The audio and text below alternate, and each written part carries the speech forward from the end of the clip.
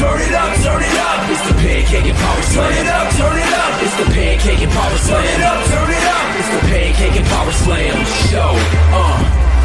Turn it up, it's the pancake and power slam. Turn it up, it's the pancake and power slam.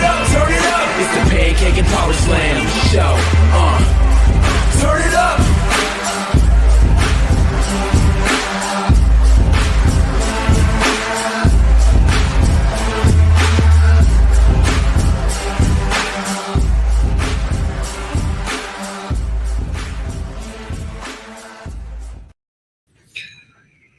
What's going on, everybody? Yes. What's going on, everybody?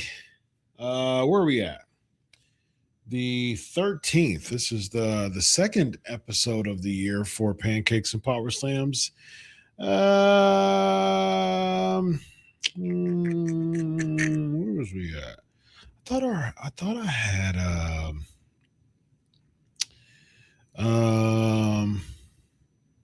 let's do this.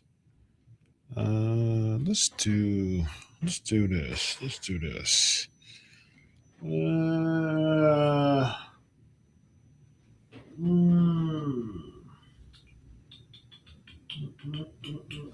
Hold on. Let me get some intro music in for y'all. Yep. Hold on. Chords is kind of going in the. There we go. There we go. All right. Got some chords trying to. Man, my studio is just filled with plugins and all that good jazz. All right, let's get some music in for y'all. All right, chat. Can y'all hear me now? Let me look at the chat. Can y'all hear me? You can hear me. Okay, there we go. All right. Let's see. Let's get some music in for y'all. Should be able to hear.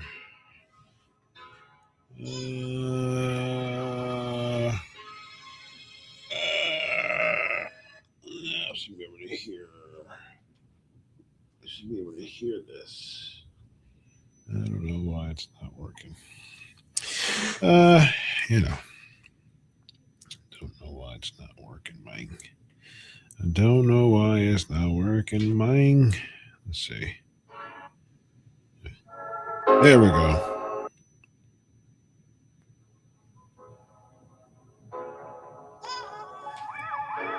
You hear that?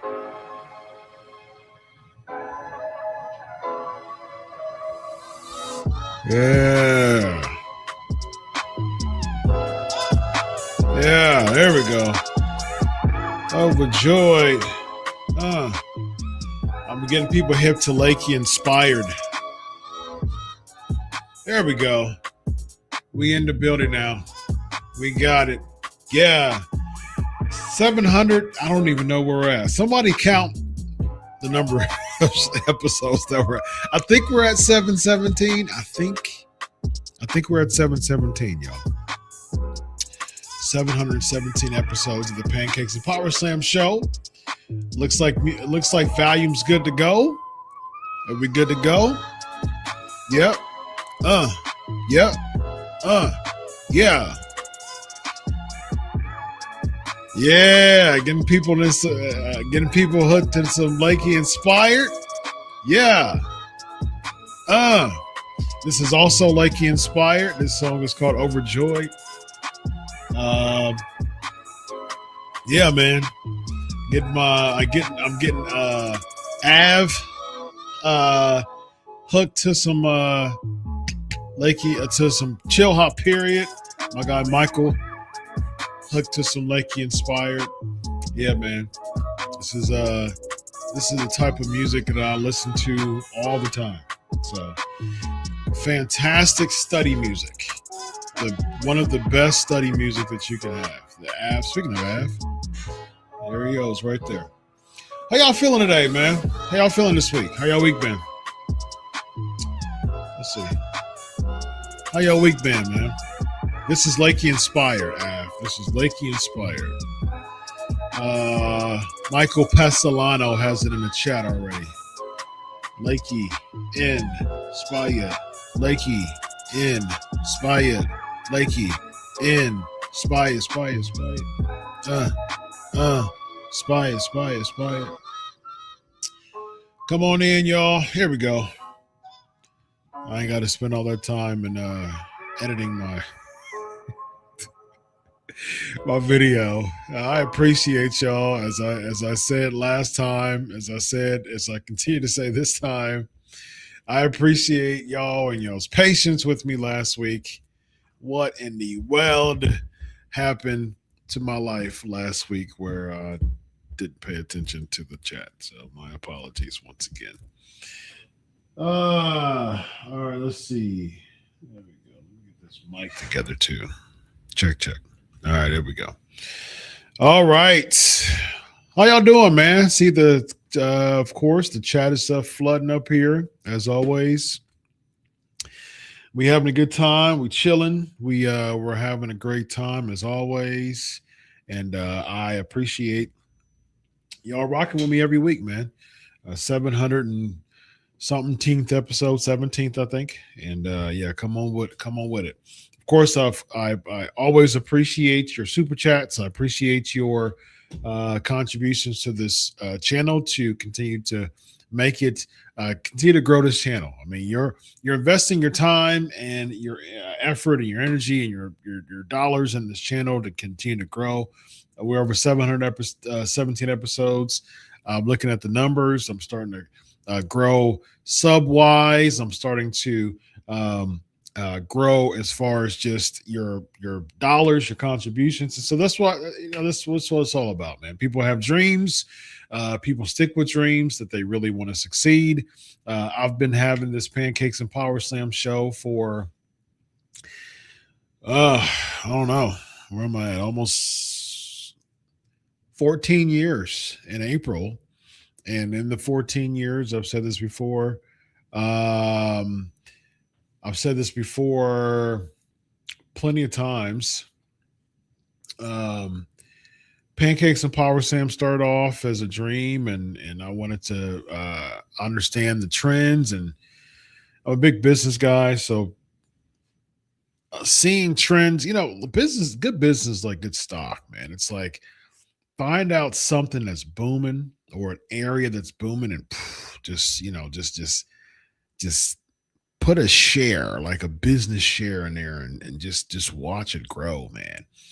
And so I started doing that within podcasting 14 years ago, just about.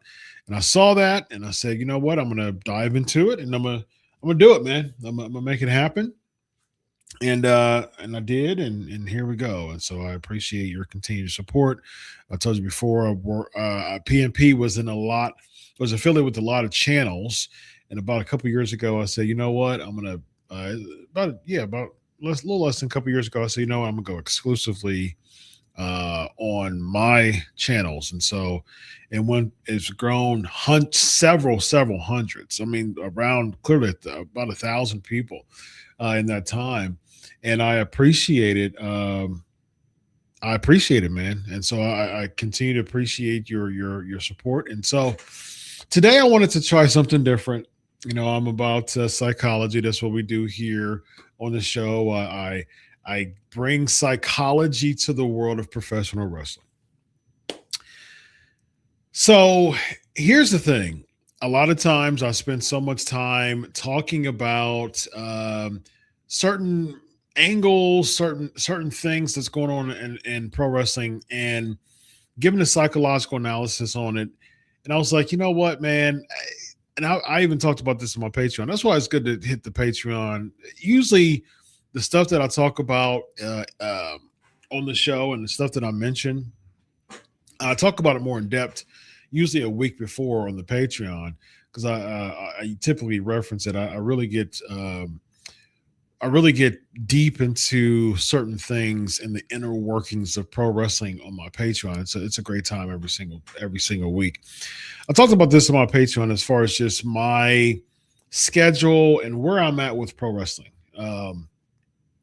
I'm gonna go more into that on the Patreon, but where I'm at with pro wrestling, I was even talking to some. I'll say that on my Patreon. Of course, here's my take on. I still respect the business as a journalist to not reveal my sources and people I talk to and things like that. However, I am a human being, and I am a big defender of myself and my my personal dignity. And there's people who have gotten to a point where, there's some there's some levels of fear. I'll say that. And so yeah, so it's interesting, man. Just to be continued. I've said this before. To be continued. I've got to really. I'm really careful with my words, and I'm really timely with my words, and then I'm really timely with what I say. And so just stay tuned. Just stay tuned. But I do get to the point of still respecting a lot of people in the business who I still talk to. And I was just having a conversation with someone about my current state of wrestling interest. And I just, man, the desire is just, I don't know. I actually talked about this on Patreon last week. I said, okay, someone, I on the Patreon, we do an after party. So I have people on the screen with me and we just talk. And I'm like, hey man, someone convinced me of why I should like watch pro wrestling. You know what I mean? Like someone convinced me. No one could. And no one actually really had a strong view of why I should, because they don't really, some, not all, but most, I would say, don't even watch it as very frequently either. So I'm interested in what y'all have to say on the on here on the show, on the weekly show, After the show, here's your homework. I usually give homework throughout the show, or for every show. Sometimes I miss it, and that's my bad. Today, I didn't miss it. I remembered it. All right. So, what makes you still watch pro wrestling? And if you watch pro wrestling from a weekly basis, what makes you continue to watch pro wrestling? For me, I told you before, shout out to my great grandma, my late great grandma. She passed over 30 years ago now. And I did it for her for so long, and I'm still, I still have contacts in the pro wrestling industry. I still have friends in the pro wrestling industry. I still support them in the pro wrestling industry. Um, I still get stuff. I mean, I still get stuff from people, but I just, it's just not there for me. When I'm detached from it from a business standpoint, I know, I knew that too when I was getting to the point where I was. There was some stuff going on with my former contractor. Still have a really good amicable relationship with them. Doors still open for future opportunity for a future for an opportunity in the future. I was told all the good stuff, and I believe them too, very much so. I understand the inner workings. I understood why the contract was up for a lot of us, for all of us actually, and why they rehauled everything. I understood that, and I have a great relationship with them. But that was really what was tying me to continue to watch pro wrestling. And since that's been 3 months now, over 3 months now, just around 3 months. It was 13th. Yeah. So it was around 3 months. And since then, I have not watched a single full episode of Raw, not a single one in 3 months. And I don't miss it. And so, what about you? I'm interested in what you feel about why pro wrestling is still something that's on your weekly list to watch. Either if you want for me to read it on the screen, go ahead and super chat, or go ahead and start a thread on the comment section after the show. All right, so I had a really interesting thought.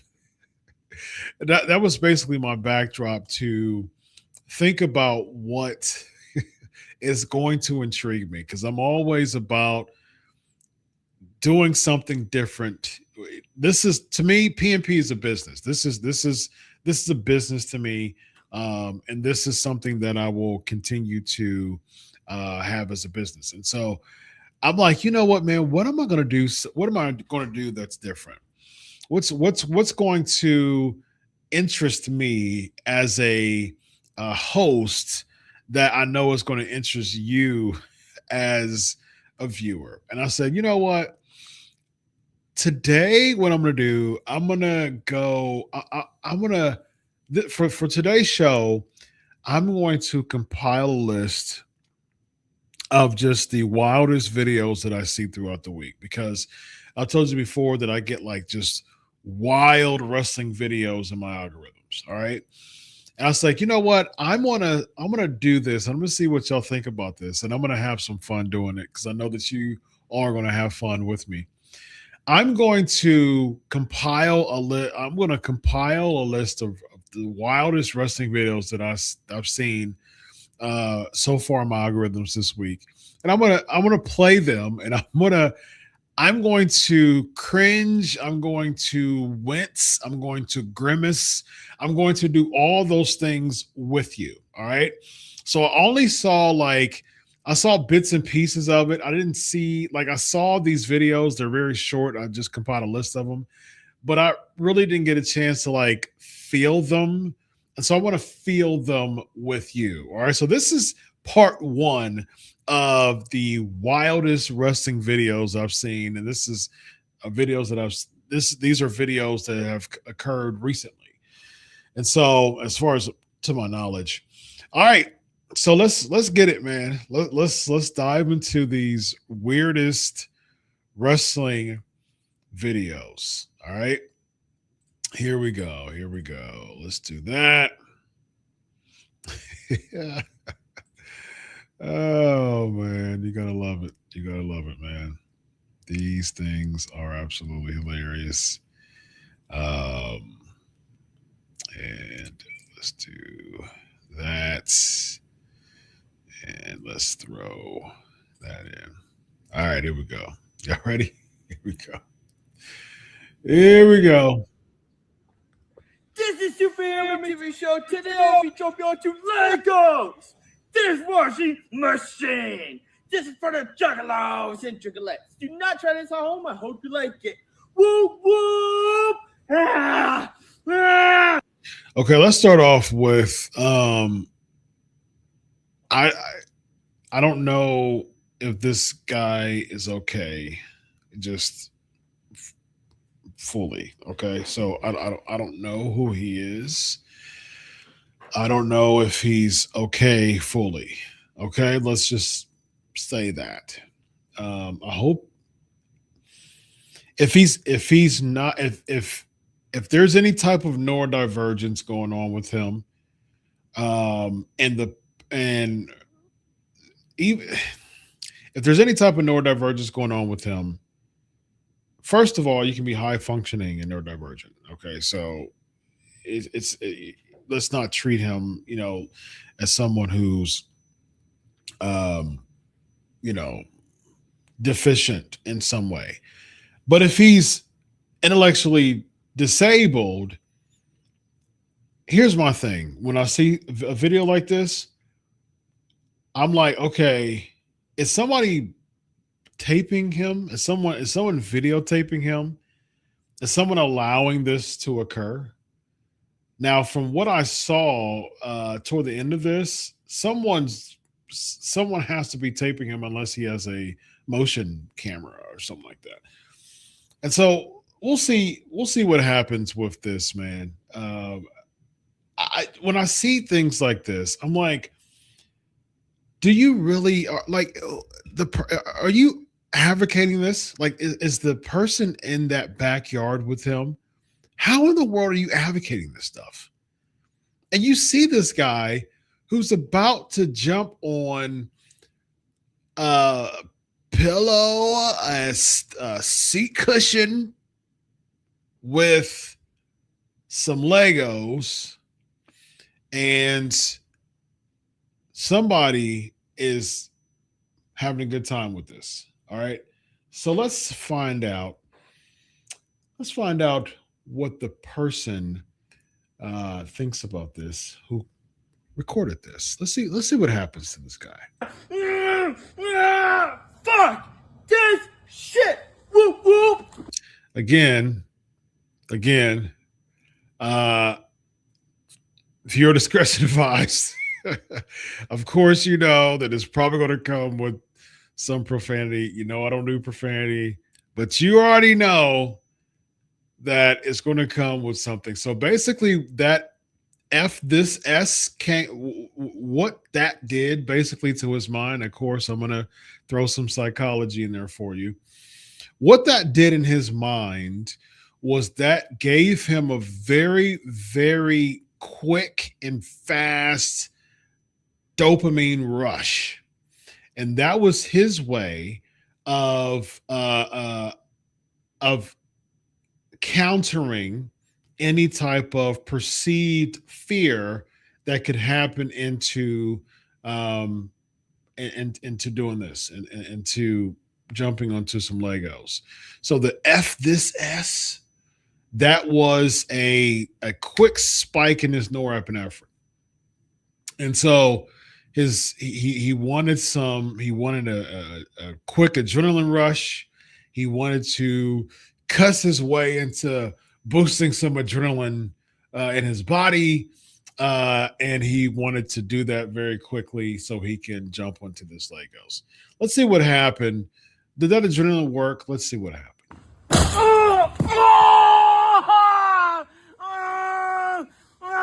Fuck. Okay, and once again, the camera moved. Okay, so the camera went from him standing on the whatever he was standing on to actually jumping on the seat cushion, it looked like, with some Legos in there. Somehow, he thought it was a good idea. Again, I don't know this guy's mental state, but I would imagine that someone knew him enough to record him, because it clearly shows that this guy is being recorded. Let me make sure I'm looking at the chat to see if everybody, okay. All right, here we go. This guy's being recorded. Clearly, this guy's being recorded. Somebody's recording this guy. All right. That's what we do know, or at least highly assume. All right. Because I have some good friends who are like really good videographers, and they've even showed me like the new invention, like the new developments of like motion cameras and things like that. I would doubt that this guy has a motion camera. So someone's recording him. All right. Someone knew that he was going to do this. Someone recorded him doing this. And that person who recorded him probably didn't tell him to stop. So this person is probably getting a kick out of this guy doing an elbow drop into a seat cushion full of Legos. And I talked to you before on a previous show about the concept of Schadenfreude, which is harmjoy, German for harmjoy.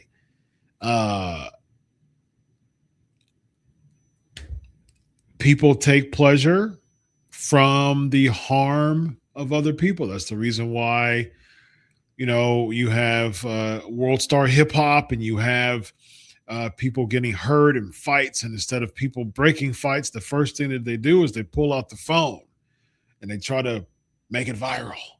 And so Schadenfreude is a thing, y'all. It is a real thing.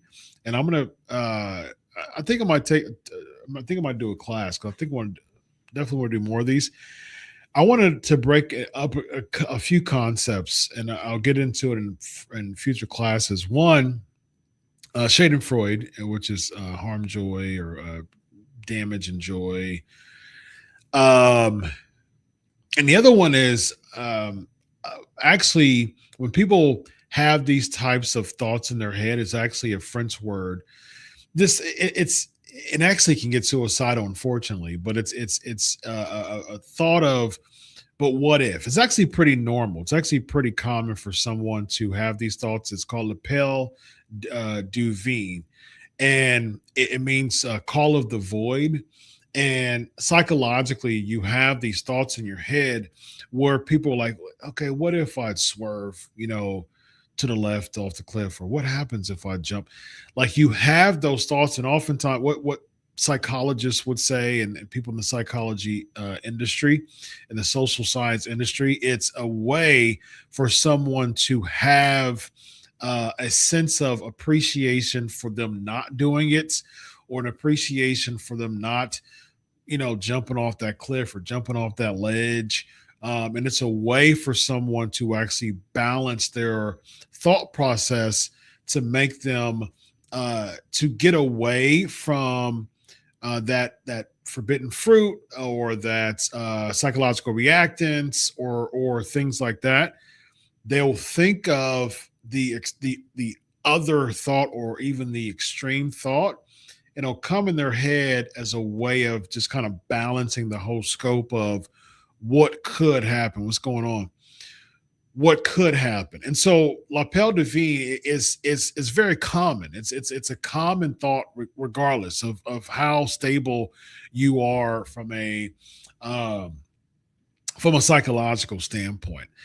So when people have this type of thought process, unfortunately, what happens is, when someone gets suicidal, that call of the void, there's that void that they're experimenting in their head. Unfortunately, when people can't control that, they get either like suicidal, or they start to do things in their head that really caters to that extreme version of what could happen to them. And the unfortunate part about that is that it's just flat out dangerous. It's just dangerous, and it really doesn't have any type of satiation to it. It's real. It gets to the point where it becomes so addictive. And I've talked about this in a previous show.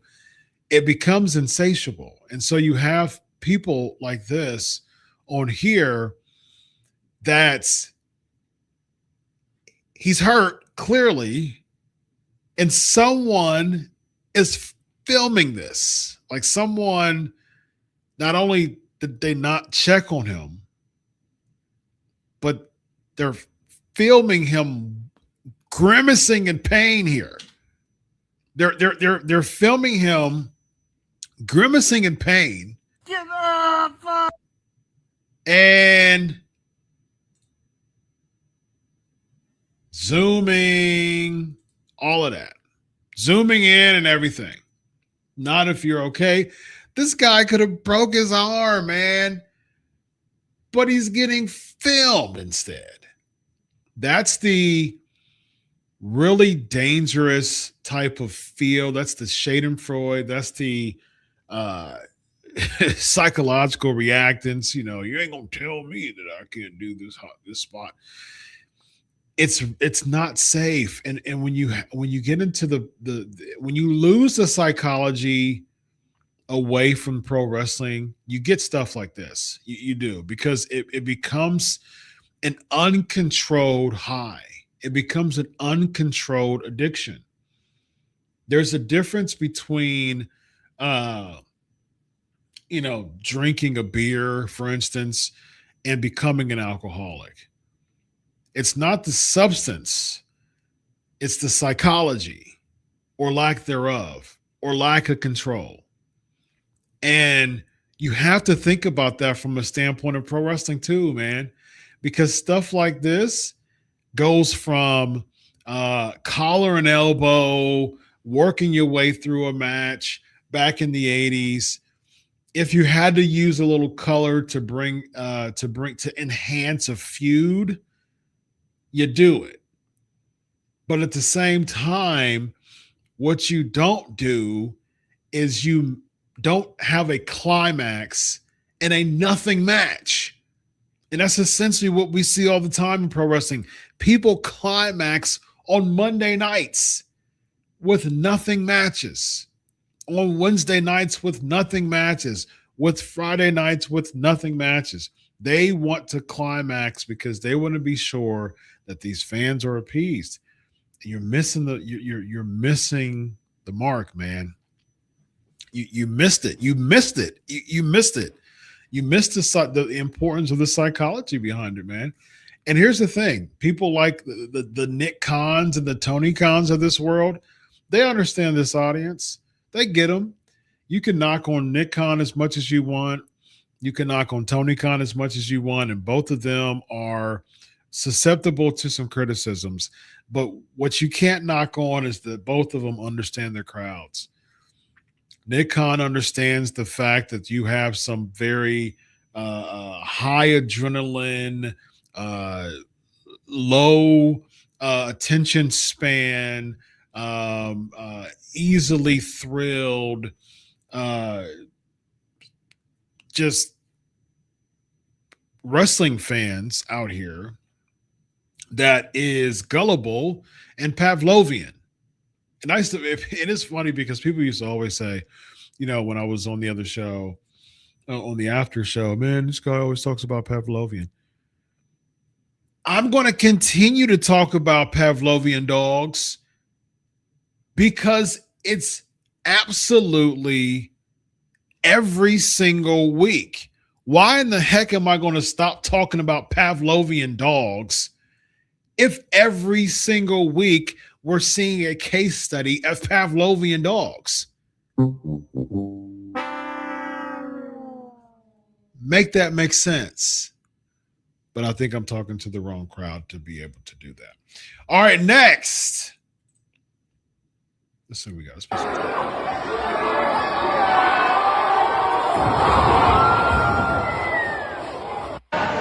And do you see how dangerous that was? Let's go back. Do you see how dangerous that was? First of all, again, nothing spot, man. Just nothing, an absolute nothing spot. Meant nothing. Yep. And the thing is, you have to think about the pay that these people get. I mean, pennies on the dollar, I imagine. Someone said, I love when you say Pavlovian dogs. Pavlovian dogs. It's the Pavlovian dogs. Here's the thing, man. These people are getting paid pennies on the dollar, man.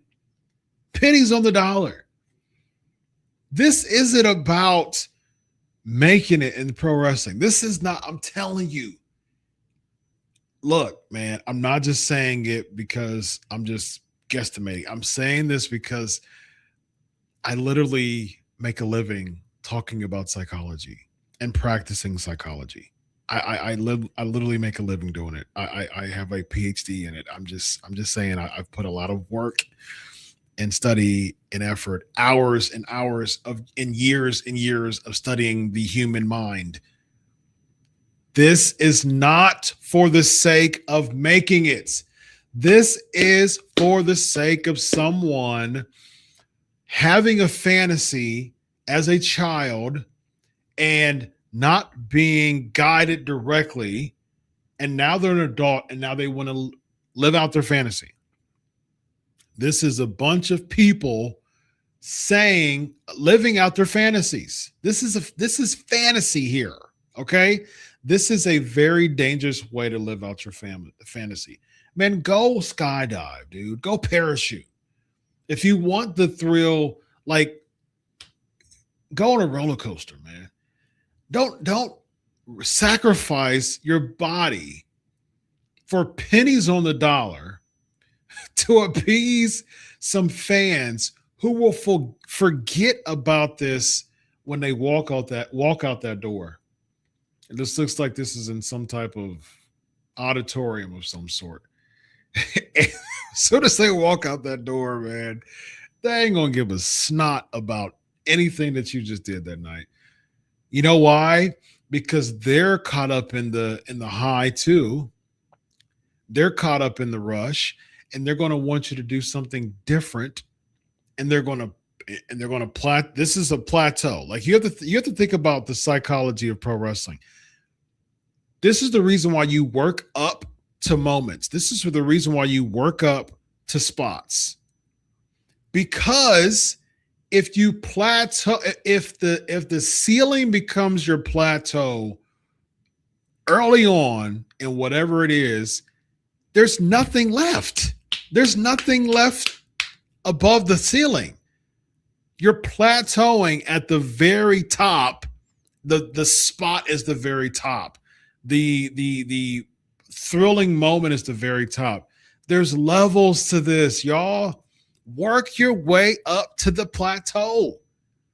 But if you're going and you're doing spots like this, a ladder spot onto a table, and the ladder bounces, and you know good and daggone well that these people don't have the money to pay for if someone would have been hit by that ladder. You know good and well that you have this company can have all the kind of insurance companies in the world and lawyers galore, whatever. But at the same time, it only takes one person to be hit with that ladder to completely destroy this entire company and put them under as quick as the day is long. As quick as that spot is. I'll say that. As quick as that spot is, this company can go under if someone would have been hit by that ladder. And this is for what? This is the reason why you have to think about why are these people doing it? Is it really for the fans though? Like, sure, a portion of it can be, but what is it really for? This is personal. This is personal. This is something that you've dreamed to do. And then you use the fan reaction to fan the flame of this fantasy that you've been dreaming to do since you were a kid. You want to be the wrestling figure in the wrestling ring that you played with when you were 10. Like, you want to be that person. So now you're 20, and now you want to be a living embodiment of that wrestling figure that you played with at 10 years old. That's what we're seeing, and that's what you want to do. And I remember playing with wrestling figures at 10. And what would I do? I would take them up to the top ropes, and then I would go up to a shelf and take two wrestling figures up to a shelf and be like, oh, that's what I would do at 10 years old. And then I would go up to, a door top or a bigger shelf, and I would have both of them up there, and I was like, oh, this is what we're seeing of grown men wanting to embody what they fantasize as children. And this is the reason why you should keep those thoughts there. This is the reason why you should keep animism in between 2 and 7, as Piaget would say. Like that's the reason why you should stay with keeping that there, because then you'll have 20-year-old 20-year-old grown man embodying something that they did at 10 years old. And by having a random spot that they're getting a high on. And guess what? As soon as they go to the next town, they got to do a better spot than this. Or if this is a loop of a weekend, hey, here's your $50. Here's your 50, man. I hope you had a good time. Back to my Monday morning job as a stalker in Walmart. Like, come on, dude. Come on, y'all. We got to do better with this wrestling stuff, man. These videos, it took me like 10 minutes to get these videos. I said, okay, so I'm noticing these videos being very easy for me to access, and I start seeing some. And so I was like, oh, okay, save. It literally took probably less than 10 minutes. If I count the time that it took me to just save videos, it was probably less than 10 minutes. And so these things happen a dime a dozen, man. A dime a dozen.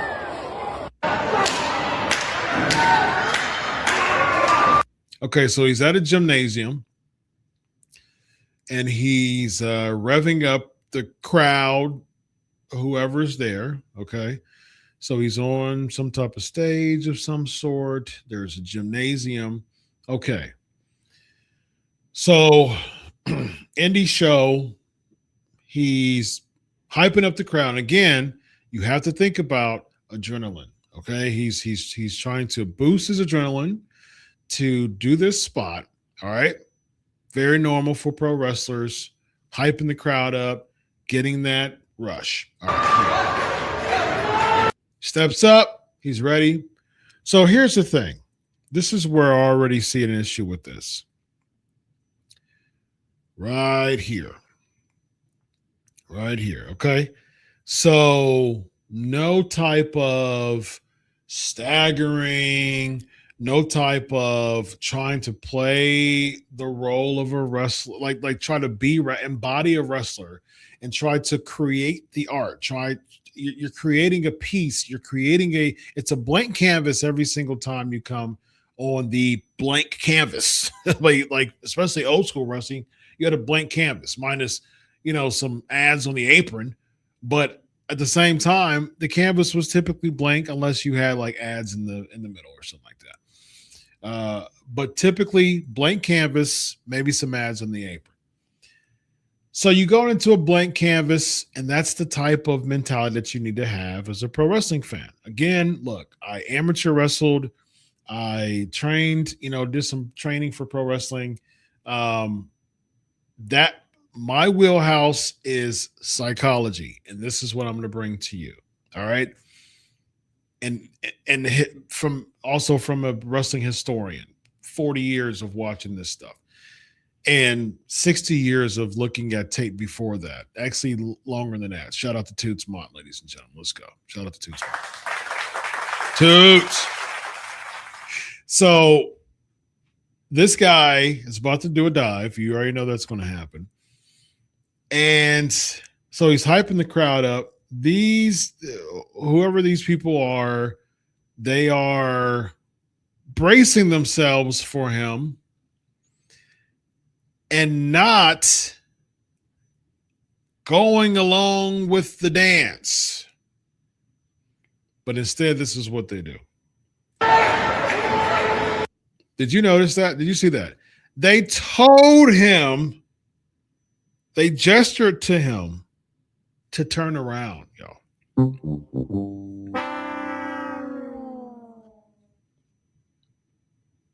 They gestured to him to turn around.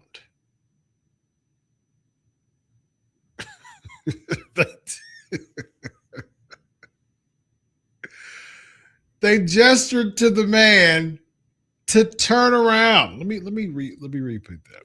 Let me play this again. All right. So he's standing there. They tell him to turn around. They told the man to turn around, y'all. This is where we're at right now with pro wrestling. They gestured to the man to turn around. Let him do a press, a body press to y'all, and do the domino effect that way. Don't gesture to him to turn around. What? And was the spot worth the awkward gesture to turn around? Let's find out.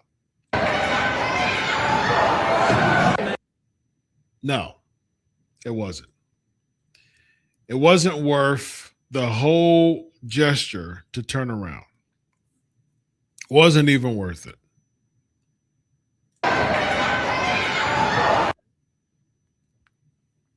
Wasn't even worth it.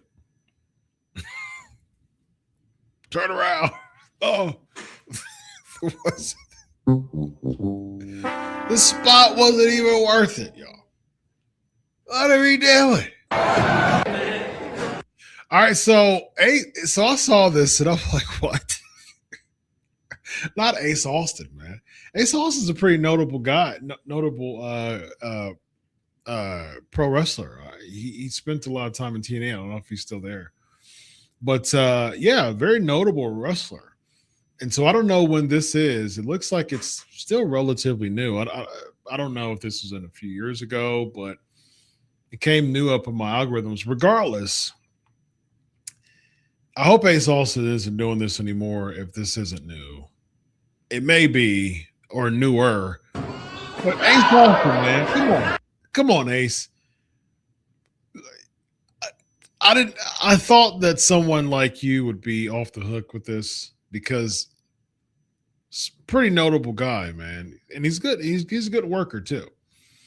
But hey, when in Rome, right? Like when in Rome, are we doing this now? Are we winning roaming indie shows? Is that what we're doing now? Because dude is climbing up a basketball hoop,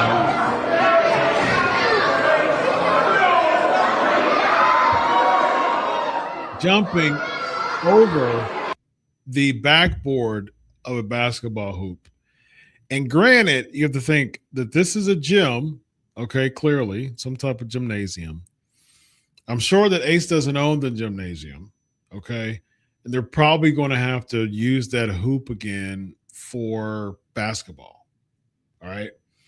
So you already see that it's bent now because Austin's $170, probably $180. So you have $170, $180 on a basketball hoop. All right. Now people dunk, right? People dunk that are heavier. But when you're dunking, that's the reason why you can't hold on the rim, or that's a violation, because you can't have that type of weight and that pressure. One. Two, the grades and the qualities of basketball hoops in the NBA and college pales in comparison to some podunked, cardboard looking backboard hoop. That, hey, look, that's probably all they got, man. That's probably in their budget, and that's probably what they're working with. But Ace Austin, though, now he's bending the hoop. You see the hoop bending. Now he's going to use the hoop as leverage, as a springboard to dive into the ring. Athletic, yes. Worth it? No, man. The guy had to just stand there the whole time. He had to stand there the whole time. And again, at least make it seem as if he's getting caught off guard, man. Make it seem like he's being caught off guard. That's the reason why, as the person who's taking the move, you're staggering, you get hit on the turnbuckle, and you're slouching down the turnbuckle, and that's the reason why you have the referee there. I'm really good friends with some referees, and I picked their brain about the ins and outs of what referees do. The referee is the middleman. The referee is the middleman of the two wrestlers. He's the relay. He's the messenger between the two wrestlers. All right. So if you want to have the Ace Austin basketball hoop dive, which again, like I said, athletic, but here's the issue. Make the dude stagger and he's getting up, and then he does that. Instead of just similar to the other spot, you're having him just wait for these spots. Come on, y'all. If this spot was a part of something bigger, it should climax it and it should end the match. But if it's just another spot, or if it's just a one-off match, man, you're risking so much for this type of crowd, man. Come on, y'all. All right, here we go. This is inside a room, clearly, because this has a ceiling with a ceiling fan and a lamp. Okay. So somehow they were able to throw something in there, throw a ring in there, okay, for a small crowd. So you've got some type of fluorescent tube bridged on two chairs, which is common. What makes so here? That's another thing with these death match type of shows. If everybody's doing death match, why is death match cool? Because it's so, like, what makes death match cool if death match is abundant? The reason why the scarcity effect exists is because things are scarce, and because they're scarce, they draw more attention. But if these death matches are in abundance, they're not going to draw as much attention. And death matches are less pay and more risk anyways. But this is what you get from it.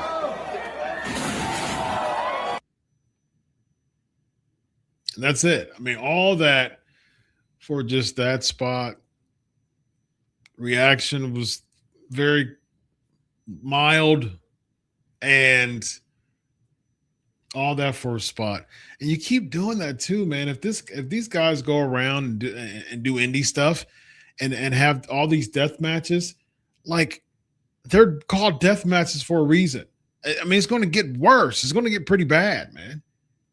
So we gotta make it make sense and build up to. If you had here's the thing: if you had a death match and a feud that lasted for a while, and you made it make sense, man. I see that we've been going back and forth, and we've been going at it for so long. The only way we can settle this is in a death match. Okay, cool. Well, now you've got something with it. But if someone keeps going around from town to town and taking these bumps, something's going to happen, man. Something bad and even fatal is going to happen for its back.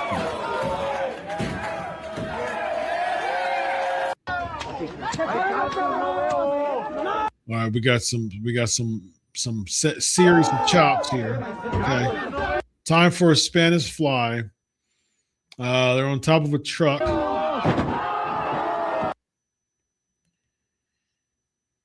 Oh gosh, man.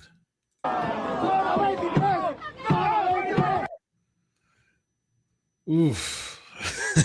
Again, the room for error in these spots is so tiny. Man, that could have been a career-ending concussion for either one of them. And you take a Spanish fly on top of a truck, man. And what breaks your fall looks like a hood of some sort. Man, this one's so dangerous, man. Oh. All right, what we got here? No. Andrew saying, oh, I'm getting excited. Revving him up. Again, goes back to the adrenaline rush. He wants to hype him up. He wants to, in his mind, he's psyching himself up. He can do this with the adrenaline. All right. So again, it goes back to deathmatch. You've got the fluorescent tubes again. All right. Fluorescent tube. There we go. All right. Now he's traversing the rope here.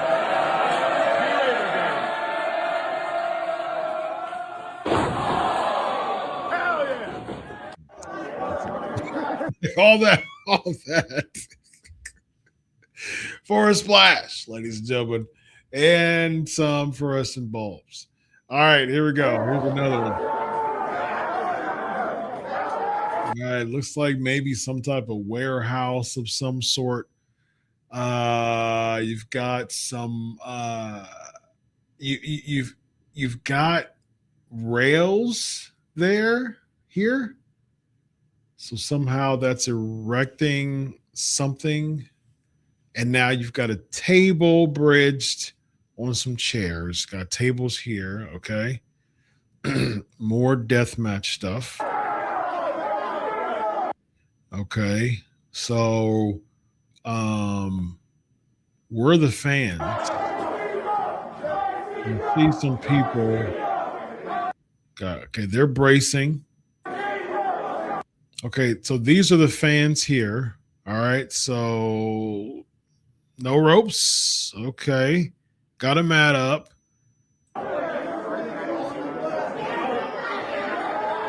Like they're on some type of. All right, so look at that. You see that? So somebody lit the table. Okay.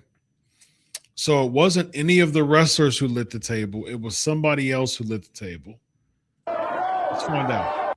All right. So you got him, whoever he is, that just lit a table. All right.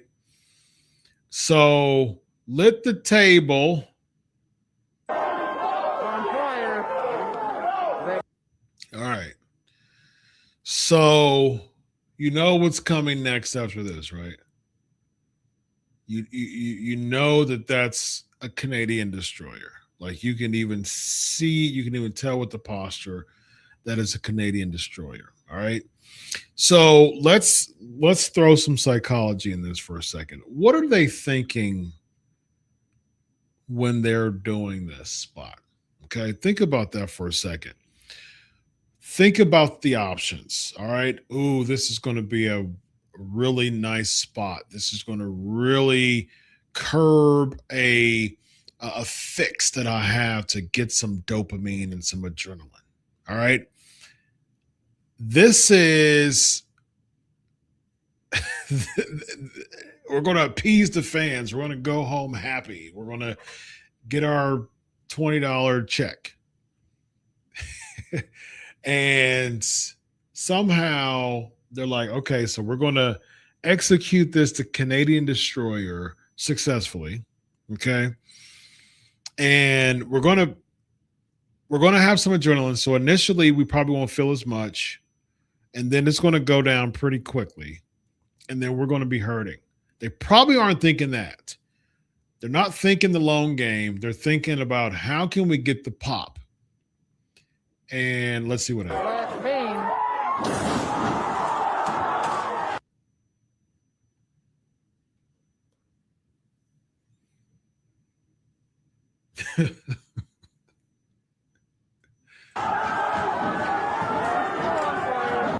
Dude's on fire, y'all. He's on fire.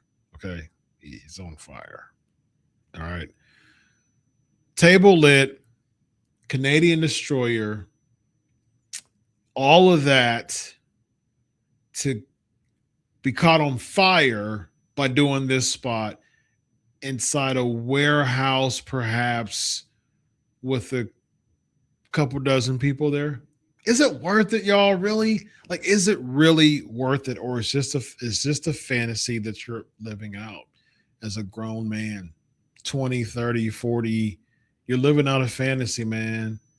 And it's not worth it. What happened, man? You're on fire, dude.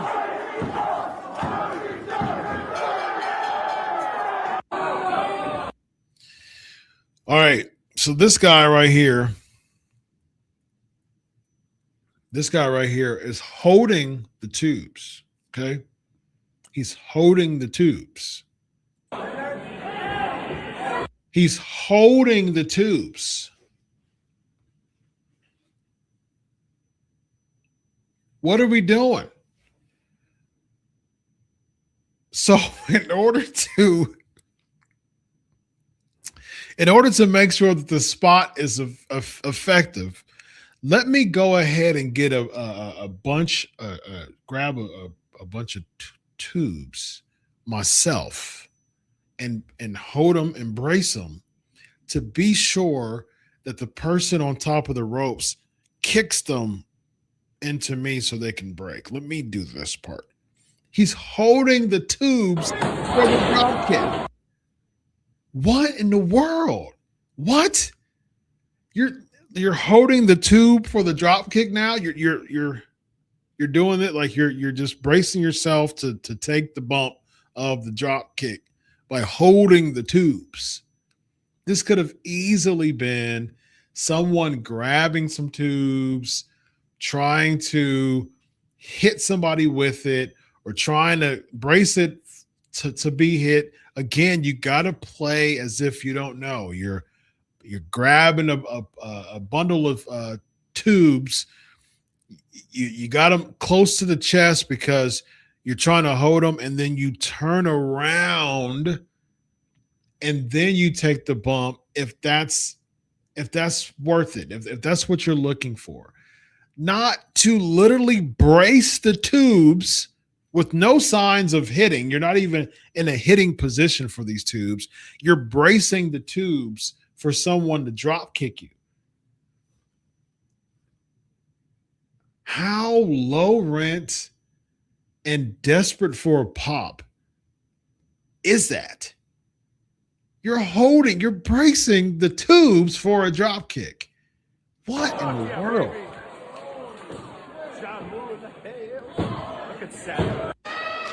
And hold on. Let's go back. Dude looked like he was about to kick out. All right. The video ended there.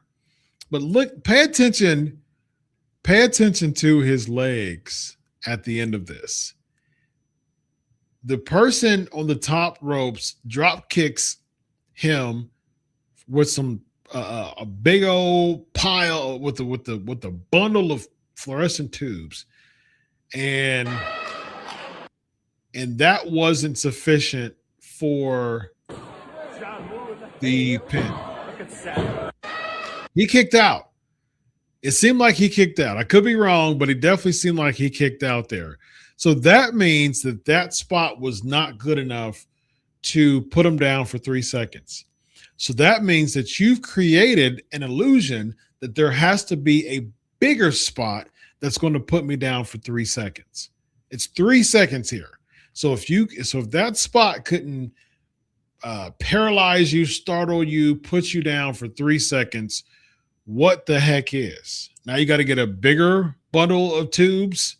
Now you got to get hit in the head with like all of them at the same time from the rafters. Like, again, when you're creating the illusion that spots like that is not good enough, then you're putting yourself in a very precarious position, because now the fans are expecting something to be bigger than that spot to put you down for 3 seconds. Not safe. I thought this was what this kind. Okay, so again, you got to be sure that you're putting a lot of pride into pro wrestling in general. All right, you got to be sure that you put yourself in a position to, again, you got to put yourself in a position to take a lot of pride and understanding that, okay, I call myself a professional wrestler. I have to act and do what I'm doing professionally. So I got to put a lot of pride and I have to put a lot of effort and integrity into my art form. All right. Y'all let me know if this is doing any of those to professional wrestling.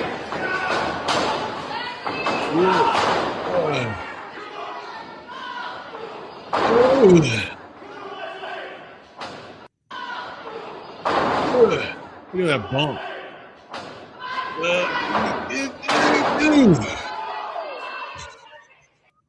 Bro, what in the world? What in the world? Look how slow those darn bumps are. And even before that, let's go back to the Irish. Look at the axe handle. Look at the axe handle duck.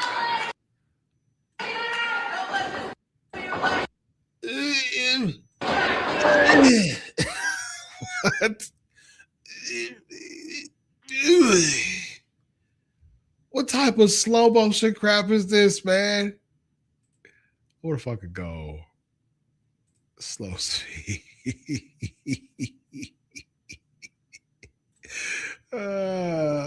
Let's do it. Come on. It's you and I. It's you and I. Here we go. I'm going to get you in an axe handle.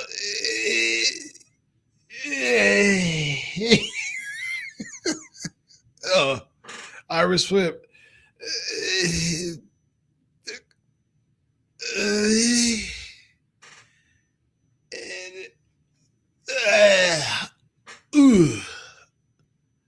Uh-oh, there it is right there. Okay, I got this. I'm going to get back up here. All right, here we go. Another accent.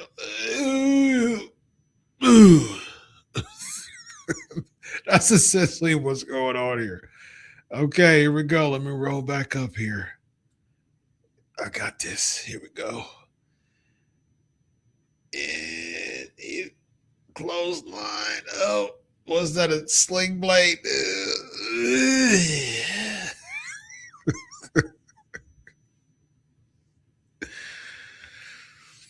There's probably about 20 people there, if that, man. This is where we're at right now with professional wrestling, ladies and gentlemen. This is what we're handed. This is where we're at.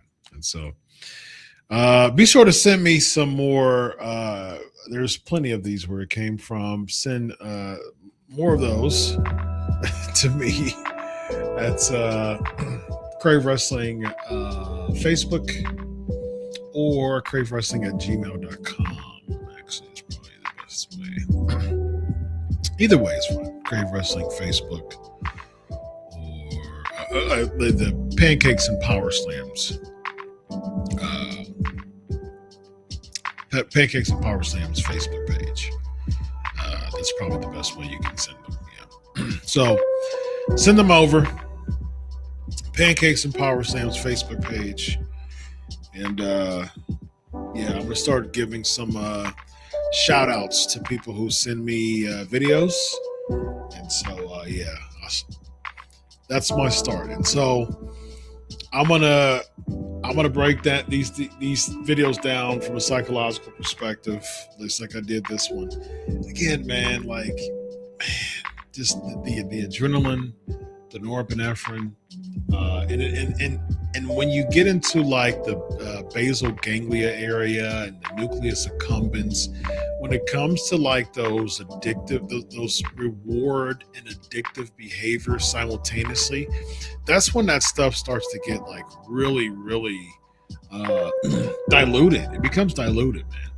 You're really diluting the integrity of the product when you're doing spots like that, man. And when you're not putting your all into this stuff. And that means getting in shape. That means getting in ring shape. I mean, not everybody has to be the best and most built person. I mean, one of my favorite wrestlers of all time is Dusty Rhodes, and his belly's a little big, his hiney's a little big, but he's bad, and you know he's bad, baby. And so you ain't always got to be, chiseled out of stone. But at the same time, man, show some endurance, show some stamina, show that you can still go and not feel like you're at, quarter speed, like I showed with that video, man. So I think it's important for us to see these videos and to realize that pro wrestling as a whole need to step their game up, man, when it comes to a lot of these indie shows. Even the indie shows, just because it's an indie show doesn't mean it has to be low rent or the quality has to be less.